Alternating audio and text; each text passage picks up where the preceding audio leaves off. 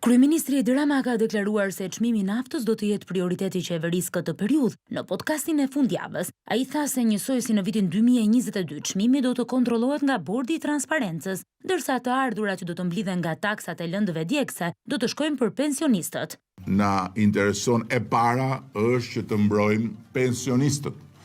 Që do thotë se në këtë rast niveli i rritur i përfitimit që do të vi në arkën e shtetit nga rritja e çmimit, cili do qoftë ai pas uljes që ju bë akcizës, do të shkojë vetëm për të mbrojtur pensionistët, vetëm për të mbështetur pensionistët.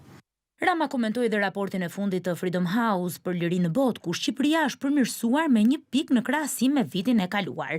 Vendi ynë ka shënuar jo vetëm një përmirësim në raport me parë, por është renditur si vendi më i vlerësuar në rajon për shkallën e lirisë.